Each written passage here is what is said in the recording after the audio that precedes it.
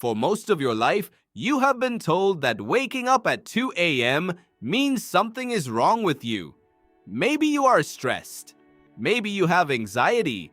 Maybe your body is broken in some quiet, unfixable way. But what if waking up at 2 a.m. is the most natural thing a human can do? What if the problem is not the waking, but the world that told you to stop? For the majority of human history, sleep did not happen in one long block. It happened in two. Historians call them first sleep and second sleep. And for thousands of years, nobody thought anything of it. You would fall asleep shortly after dark. Sleep for 3 to 4 hours. Wake up. Stay awake for an hour or two. Then fall back asleep until morning. That gap in the middle was not insomnia. It was life. In 1992, a psychiatrist named Thomas Wehr conducted an experiment at the National Institute of Mental Health. He took a group of volunteers and removed artificial light from their lives entirely. No lamps, no screens, nothing after sunset. Within weeks, every single participant shifted into the same sleep pattern. First, sleep, a quiet waking period in the middle of the night. Then second sleep. Their bodies had not learned this pattern. Their bodies had remembered it. So what happened during that middle hour? Historical records tell a remarkably consistent story across cultures. People did not lie in bed, frustrated. They talked to their partners. They prayed. They checked on their children. Some smoked a pipe. Some had sex. Some simply lay there and thought, in a state that one 16th century French physician described as a uniquely peaceful and semi-dreamlike wakefulness. Roger Ekirch, a historian at Virginia Tech, spent 16 years collecting references to segmented sleep across literature, court documents, and diaries from pre-industrial Europe. He found over 500 of them. In medieval England, the word used for that waking period was simply the watch. People kept a watch in the night, not over anything, just over the silence. But then something changed. In the late 17th century, street lighting began to spread across the cities of Europe.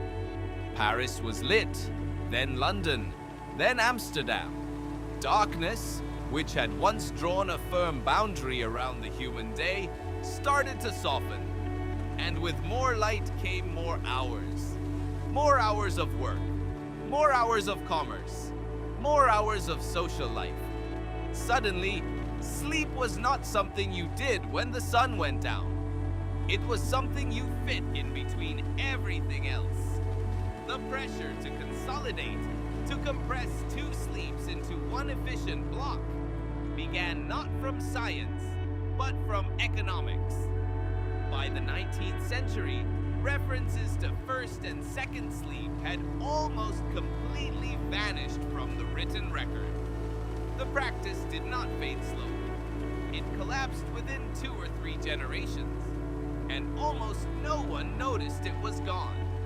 Today, roughly 1/3 of adults in industrialized countries report regular difficulty staying asleep through the night. Waking in the early hours is one of the most common complaints brought to doctors and sleep specialists worldwide. The medical term for it is middle-of-the-night insomnia. It has a diagnostic code. It has pharmaceutical treatments. It also has a 200,000-year history of being completely normal. What does the body actually do during that natural waking window? Wehr's research found that the period between first and second sleep is characterized by elevated levels of prolactin, a hormone associated with a calm, meditative state. The same hormone that surges in nursing mothers. The same hormone released during deep meditation. Your body, left to its own schedule, builds a quiet chamber inside the night.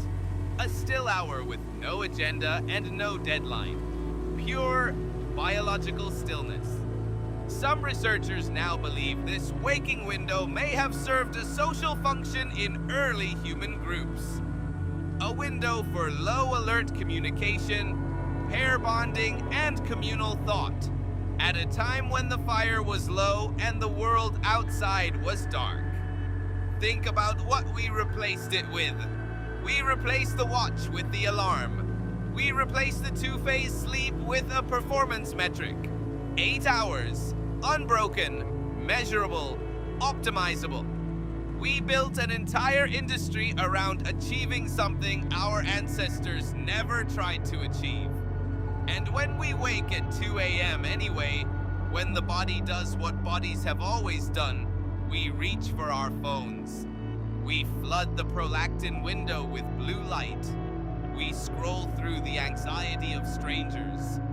We turn the body's oldest rest stop into another input feed. Thomas Vare published his findings in 1993. The paper did not make headlines.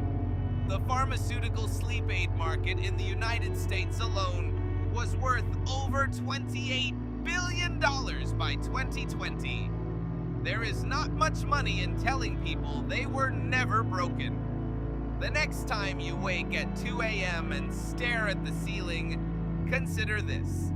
For most of human existence, someone was always awake in the night. In every settlement, in every shelter, across every continent. A quiet hour between sleeps, shared by nearly every human who ever lived.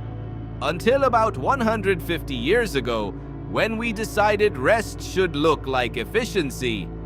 Your body is not malfunctioning at 2 a.m. It is doing something ancient, something collective, something your great-great-grandmother did, and her grandmother before her, and every generation stretching back beyond any written record. It is keeping the watch.